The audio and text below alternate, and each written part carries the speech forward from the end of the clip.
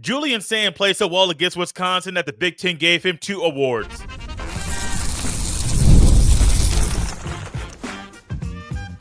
You are Locked On Buckeyes, your daily podcast on the Ohio State Buckeyes. Part of the Locked On Podcast Network, your team every day. Welcome in, Buckeye fans, to your Tuesday edition of Locked On Buckeyes, which is your daily Ohio State podcast, part of Locked On Podcast Network, your team every day. I'm your host, Jay Stevens, veteran sports talk host, delivering passionate coverage about your Buckeyes. And today's episode is brought to you by Game Time. Download the Game Time app, create an account, and use code LOCKEDONCollege for $20 off your first purchase. During today's show, we will predict how many more Buckeye games will be a big noon banger, as well as if it's time to start moving the Julian Sayin for Heisman train. But first, Julian Sayin was lights out against Wisconsin, like he has been in other games this year. But against Wisconsin, he kind of opened up the playbook and he kind of let it rip a little bit. He had a career high in passing yards, tied a career high in passing touchdowns for a single game. And the Big Ten saw that. The Big Ten every single week puts out their Offensive Player of the Week award, their Defensive Player of the Week award, and their Freshman of the Week award.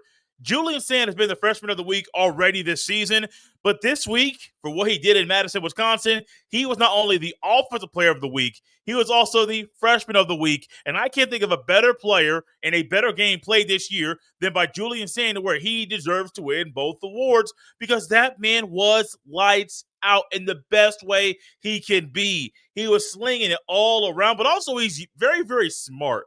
And if you have not seen Julian Sayin throw the football in person, not just something where you see it on TV, but if you're there to see it in person, I would encourage you to try to do it. Go to a game, watch him throw the football, because it's different. It's not just something that people are saying to fill space. It's real. The ball comes out different, and even some pregame videos you might see if you're not able to see it in person, but you can see some pregame videos on social media or even on the YouTube. You will see that release is different. And it looks so much different that, man, it's like a quick release on the basketball court. If you got a quick release on your jump shot, the guy defending you really is at a disadvantage. Well, now all of a sudden, these 11 men on the other side of the ball are also at a disadvantage, because once that thing comes out, it comes out different, and it's accurate every single time. And CJ Stroud called himself a ball placement specialist when he was at Ohio State. I think it's clear you can say that Julian Sayin is also a ball placement specialist. I don't know if he would say that about himself. I'll say it for him. This young man is throwing dots. He is throwing darts all over the field, and they're accurate as they could be for anybody playing football, not just a first-year starter. You can go to the NFL and see guys that aren't ball placement specialists, and Julian Sayin is right now in his second year playing college football, and his first year as a full-time starter. He's only played 7 games. Let that sink in for you. So he marveled at what he did against Wisconsin, but it was only his 7th start this season in his entire career, and he is doing this right now. Here's what the Big Ten said in their email they sent out in regards to why Julian Sayin was the Offensive Player of the Year and Freshman of the Week. Offensive Player of the Week, excuse me. Just a few things I highlighted. Julian Sayin led Ohio State to a 34-0 victory at Wisconsin with a career high in passing yards at 393 and a career high tying 4 passing touchdowns. He completed 85.7% of his passes. My gosh. He found Jeremiah Smith and Cardinal Tate 15 times for 208 yards and 2 scores in the process, while eclipsing his previous high games for completions and attempts. He was also the last Ohio State player to win Freshman of the Week. That was earlier this month on October the 6th.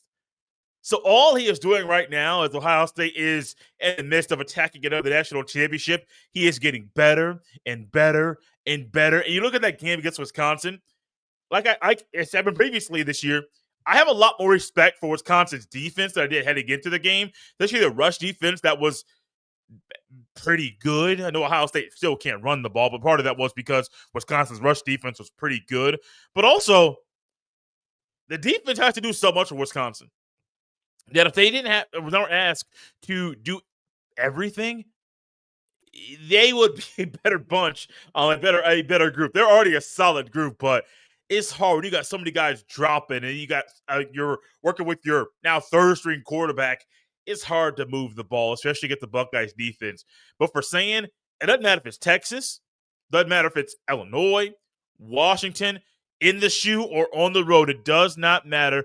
Julian Sayin has delivered all season long. And as I mentioned earlier, his completion percentage, we're going to touch on more of his stats in the very next segment.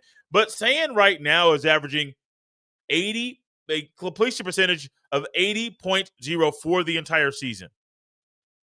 Let that sink in for you. For the season, his worst completion percentage is 65%. And if there were 3 balls that were dropped that hit the receiver's hands, both the receiver's hands, if those were caught against Texas, he would have been 16 for 20, and he would have had an 80% completion percentage, which would raise his completion percentage that he's currently at for the season. Talk about ball placement specialist. Homie is as accurate can be. Stroud was a great quarterback. Fields was great. Will Howard, phenomenal. But my goodness, what this young man is doing right now is blowing my mind, because every single week, it doesn't matter who the opponent is, he is finding ways to carve them up. He is finding, and he's comfortable, just take what the defense gives him. And that's one thing that I think a lot of young quarterbacks, or just even older quarterbacks, struggle with, is simply taking what the defense gives you. And there are times when I'm watching and it's a play action pass, and I see a rhythm that leads to a deep pass down the field. But Sayin quickly sees it, and he's like, oh, no. That's not available. And he may throw it short to Max Clare. He may throw it short to a back out of the backfield. And what are you going to find? He is moving the ball. He's staying ahead of the sticks. That's one thing Ryan Day mentioned, and I think that sometimes people may take it for granted, because Sayin and Smith and Tate, they make it look so easy. I mean, running the routes, they make it look easy. Max Clare getting open seems pretty easy. Sayin slinging the thing around the yard, it looks pretty easy. And I hope Ohio State fans aren't overlooking or taking it for granted about what Sayin is doing right now, because what Sayin is doing is putting himself in the running to win Big Ten Offensive Player of the Year, Big Ten Quarterback of the Year awards, be a first-team All-Big Ten player, because he is that good. And he's getting better week after week. I don't care what the passing yards are right now. I truly don't. Should I? Maybe. But I think for what he is currently doing and the way he is currently playing, you come off the off week, and Ohio State's going to play. Let me go to my calendar real quick. Oh, Penn State. I should have that one memorized by heart. And then after that, it's Purdue on the road. Then it's back-to-back home games, one against UCLA, one against Rutgers, and then another game. It's a road game. It's against the Wolverines in Ann Arbor. And if he continues this trajectory of getting better week after week after week and simply taking what the defense gives him, watch out, y'all. Because Sayin's going to make some big noise this year. One quick note before we move on to the very next segment. Think about what Sayin did coming off of wasn't the off week going to Washington. It was kind of the Washington game and then the Minnesota game. You didn't really get the same Sayin you got the first 3 weeks. You saw in the off week, he had worked, he had watched the film, he had gotten better. He went to Seattle and did big things. And then all of a sudden he came back home, dot, all over the field, en route to putting up some big numbers against the Minnesota Golden Gophers. And I think coming off the off week, heading into Penn State, who is already down to they just lost to Iowa on the road. They might not be able to put the thing back together to be bowl eligible this year. Let that sink in, because when they come to the shoe, Julian Sayin about to put on a show. Speaking of putting on a show, he has done that all season long, and it makes me wonder if it's time to move the train for Julian Sayin to win the Heisman. This episode is brought to you by Monarch. Let's be honest, most of us can't name all our financial accounts, let alone what they're worth. Between 401ks, savings, and investments, it's easy to lose track. And that can mean leaving money on the table. That's why I started using Monarch, an all-in-one personal finance tool that brings your entire financial life together in one clean, easy-to-use interface on your laptop or your phone. It's helped me organize my accounts, track my spending, and get a better handle on my investments without having to touch a spreadsheet. I love that I can review everything with my partner, see our shared goals, and make better financial decisions together. Monarch's visual dashboards and smart tools make it so much easier to understand where my money's going and how to make it work harder for me. Don't let financial opportunities slip through the cracks. Use code LOCKEDONCollege at monarch.com for 50% off your first year. That's monarch.com. Code LOCKEDONCollege for half off your first year. This episode is also brought to you by our friends at FanDuel. Guys, we're in the midst of another fun, exhilarating NFL season, and FanDuel has an offer you don't want to miss. Right now, new customers can bet just $5 and get $300 in bonus bets if you win. That's right. Pick a bet, put down $5, and if it hits, you'll unlock $300 in bonus bets to use across the app. I love how FanDuel gives me so many ways to play. I built parlays, tried player props, and even followed the live lines during games. It makes watching football even more exciting when you've got a little something riding on the action. Whether you're a casual fan or love diving into the stats, FanDuel makes the game day experience so much better. So what are you waiting for? Visit FanDuel.com to download the FanDuel app today and get started. Thank you all for tapping in Locked On Buckeyes and making this show your first listen of the day. And the everydayers know that around here, I don't try to start hyping up postseason awards too early, especially if it's QB of the year in the Big Ten or if it is for the Heisman Trophy or maybe the Biletnikoff. I don't try to do that unless you're Jeremiah Smith. He should win that right now. Most guys aren't the caliber of Jeremiah Smith that before the season, you know the award should already be his. When it comes to the Heisman Trophy, and you want to say a guy that hasn't started before should be the front runner before the season, I kind of pump the brakes at that conversation. And I'm like, I understand the offense he is with and the coach that is leading him. I understand all of those variables. But to say a guy that's never started should automatically be in the Heisman Trophy conversation, I can't get on that. But we are in the midst of the final 2 weeks of the month of October. And just like in October, the pretenders separate themselves from the contenders. We saw what just happened this past weekend. There were numerous upsets.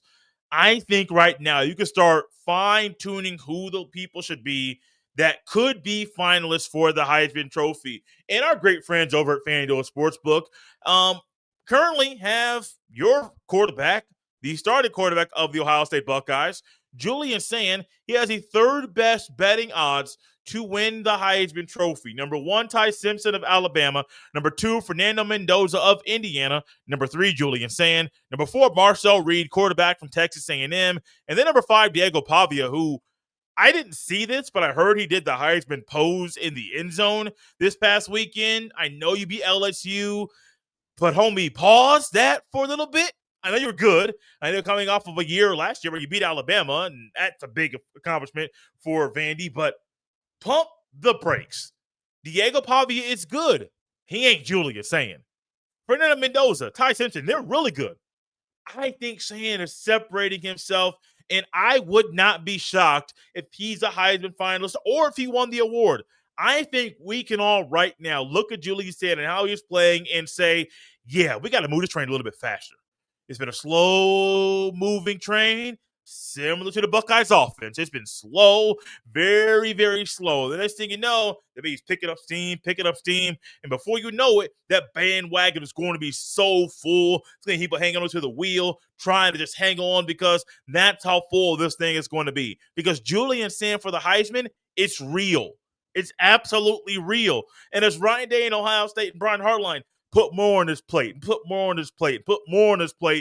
to see a guy out there that's probably going to be undefeated this year, going to have a completion percentage of above 75%, probably between 78 to 80%. He currently has, let's look at the numbers really quickly. I wanted to do this on this part of the show. He has 1,872 passing yards with 19 touchdowns and 3 INTs. He has not thrown an interception in a Big Ten game. Really against a Power 4 opponent. He threw 1 INT against Grambling. He threw 2 interceptions against Ohio. That's it. His best games or against power forward. Well, I mean, he did complete 94% of his passes against Graham. Like, I can't just gloss over that and say, oh, well, his best games were, no, he was 18 and 19, 94.7% completion percentage, 4 passing touchdowns, 306 passing yards. It's a pretty good day if you ask me. And I think for Sayin moving forward in Big Ten play, I'm not going to say he's not going to throw another INT in Big Ten play, even if you include the Big Ten title. I'm not going to say that. But if he doesn't, I could see Sayin over the next 5 weeks potentially throwing for 2,000 pass. Now, that's a lot to say throwing for 2,000 passing yards, but you could see him at 3,750, 3,750 passing yards in the regular season. Could easily eclipse the 40 touchdown mark in the regular season. I wouldn't be shocked if he only threw 3 INTs. He's that good, man. He has the goods. And you're leading an offense that nobody can slow down. The only people that slow down Ohio State's offense are the Buckeyes. It's also an offense that is struggling to figure out a rhythm to run the ball. I think we know what they should do. I don't think that the team is making the move to do that, which is a little frustrating to me. And I don't know if it's Ryan Day putting a hold on Brian Hartline or if it's Hartline really struggling to get into a rhythm. I don't know. I don't know at all. But I do know this. Among these guys here on this list, and even if you go 6 through 10, Gunnar Stockton is 6, the quarterback from Georgia. Let me go to my computer to make sure. 1, 2, 3, 4. Yeah, Pavia was 5. Number 6, Gunnar Stockton of Georgia, quarterback at plus 1,100. Dante Moore, quarterback from Oregon. Number 8, Jeremiah Love from Notre Dame, running back. Number 9, Jeremiah Smith. And number 10 is CJ Carr. I could see a scenario where the Heisman finalists are Julian Sayin, Jeremiah Love, and Fernando Mendoza. If they put in a 4th, maybe Diego Pavia gets the love from the voters, but I could easily see Fernando Mendoza, Julian Sayin, and Jeremiah Love being the Heisman finalist. And honestly, if Sayin does what we all expect him to do, which we know he can do, which is to go to Ann Arbor and take down the Wolverines, that might be enough to win the Heisman Trophy. Because think back to CJ Stroud in his 2 years as a starting quarterback in Columbus. He was the Heisman front runner at times heading into that game. The Buckeyes didn't win the game. He didn't win the prestigious award. I think this year, Sayin's going to do a little bit different. Now, you also got 2 dogs on the outside in Carnell Tate and Jeremiah Smith. But the difference is having those dogs is one thing. Being able to put it on them boys right where their hands are, so you're just throwing dots all over the place, that's what needs to happen over and over and over. So I'm a big fan of Julius Sayin, the quarterback, and I'm a big fan of everybody. You, the person watching, maybe you listen on Apple or Spotify or the Odyssey app or whatever podcast app you're utilizing, iHeartRadio maybe. I'm a fan of you as well, moving the train very quickly to pump up Julian Sayin's odds to win the Heisman Trophy because I think he can do it. I 100% believe that for the first time since the 2006 season that Ohio State has a quarterback that can not only take down the Wolverines, but can be so great all season that the voters have nothing else left to do but to hand him the trophy. I 100%. Stroud was great. I think JT Barrett in 2014, if he didn't get hurt, he may have been a guy. I had to forget who won the Heisman that year, so that may be. I don't think that was a Derrick Henry year. I think Derrick Henry was in 2015. Ezekiel Elliott had that phenomenal run in the Big Ten title, beating Alabama and then beating Oregon in the Natty. That Zeke could have been a guy too. Chase Young was great. Marv was great. Fields, Ohio State's been blessed to have a lot of great quarterbacks. Haskins is great. Sayin has traits that those guys didn't have. One of them is a way he is quickly able to process what he sees pre-snap to post-snap, but also his ability to be so accurate and eliminate all the mistakes or a lot of the mistakes. Not all. He's not perfect, but he eliminates a lot of mistakes. And even learning that, hey, it's okay to tuck the ball down and take a sack. I don't have to try to throw the ball away or try to be a hero. And the next thing you know, you throw an interception. That's not something that he normally does. He did it early in the year. He's not doing it now. I firmly believe that Julian Sayin for Heisman is real. I believe he's going to be a Heisman finalist, and I'm going to wait a little bit before saying he's going to win the award. I'm getting there. I'm almost over the hump, but I think Julian Sayin is a Heisman finalist with the way he is playing. Y'all, it's a no-brainer.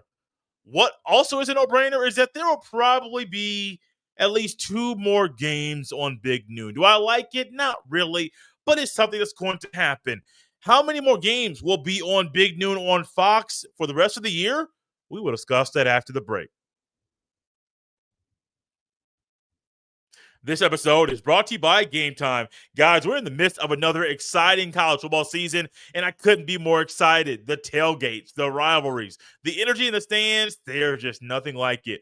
But let's be real. Actually getting tickets can feel like more of a battle than the game itself. Endless queues, hidden fees, prices jumping at checkout. That's why I use Game Time, the app that gives the advantage back to fans. It's the easiest way to score last-minute tickets at the best prices with no surprise fees. What you see is what you pay. I pulled up Game Time, and in just a couple taps, I saw amazing deals. I'm talking about your favorite college football games as low as $25.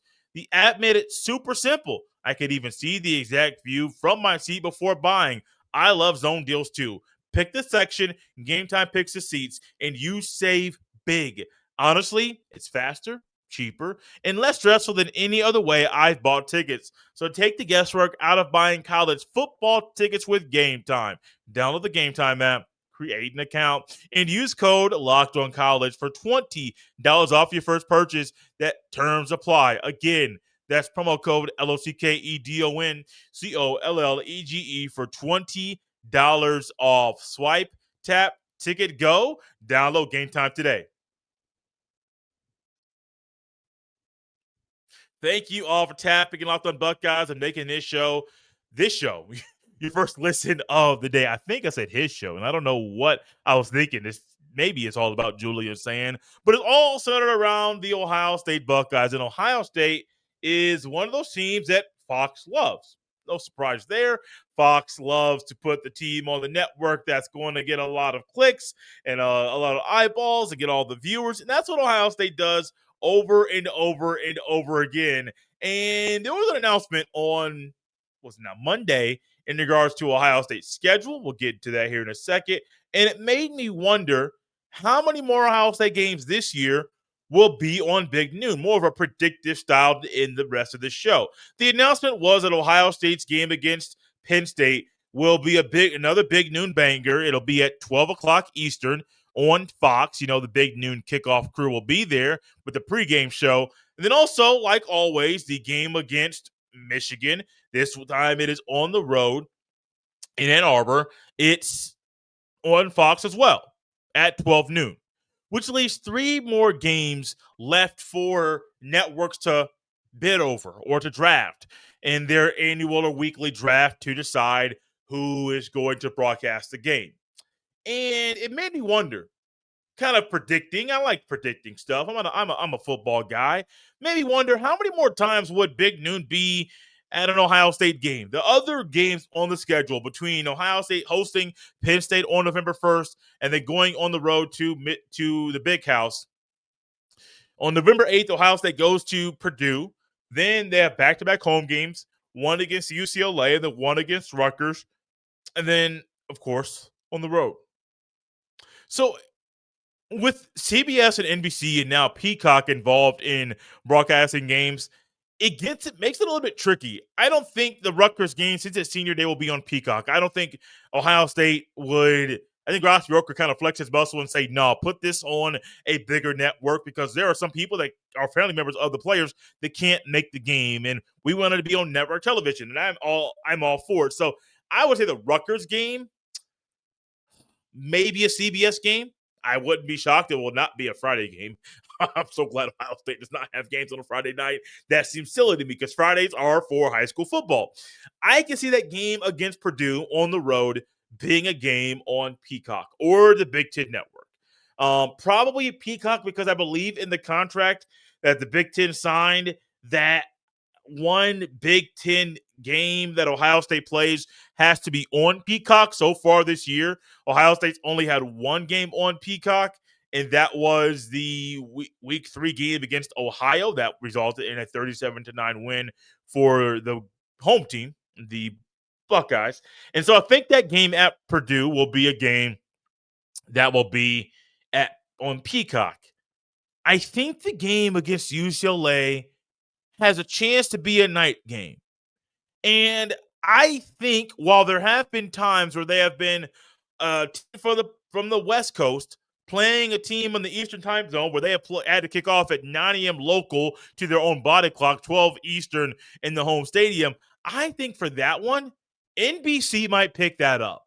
Where NBC has gotten a lot of really good games, I think NBC might pick that one up to where you get Fox with Penn State, Peacock with Purdue, NBC with UCLA, CBS with Rutgers, and then Fox again with Michigan.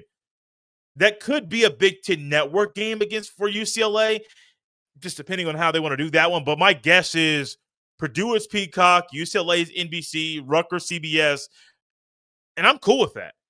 You get 2 more Fox games, 2 more big noon games. You get a game on a streaming service to appease NBC. You get a game on CBS, which I believe is called America's Most Watched Network. Then you get an NBC game. Prime time, middle of the day maybe for the Purdue game, maybe a night game. In CBS, you can't really complain about that at all. I enjoy the CBS broadcast. I know there are times that I've noticed it. I don't really discuss it a whole lot because calling games is difficult. As someone that has not called games an entire game, I've done it like at home, messing around a little bit. Before I got married, like a couple years before I got married, I was at home, not really trying to be a broadcaster, but trying to figure out what it's like to be a solo guy. It's difficult, but also Gary Danielson made a comment in the latter part of the game on Saturday, and he was kind of speculating if Ohio State would go back with their starters or put their backups in the latter part of the fourth quarter. It was the Badgers' final drive. And I noticed now I'm not putting it on the spotter. I'm not even going to put it on this chart. Part of me wonders if Gary Danielson looked down on the field and saw the numbers of Ohio State's players and started saying, well, I wonder what they're going to do, instead of looking and seeing and then responding. He was observing while making a statement that kind of speculated what might happen. And to me, in that moment, you got to realize, no, ID, number 5, is a backup. I know this, but when you barely call Ohio State games or any games in general, knowing that board and IDing players is very, very important. Plus, if it's the fourth quarter, Aaron Scott Jr. normally does not play in meaningful minutes. It's not his fault. It's just there are guys that are better than him. So I was kind of confused. I was like, Gary, I know it's your final year, and I know people have said a lot that sometimes this broadcast is not the best, and I try to believe in you and Brad Nessler. I know Brad's a legend. He's been doing this thing for a hot minute, and he's really good at what he does.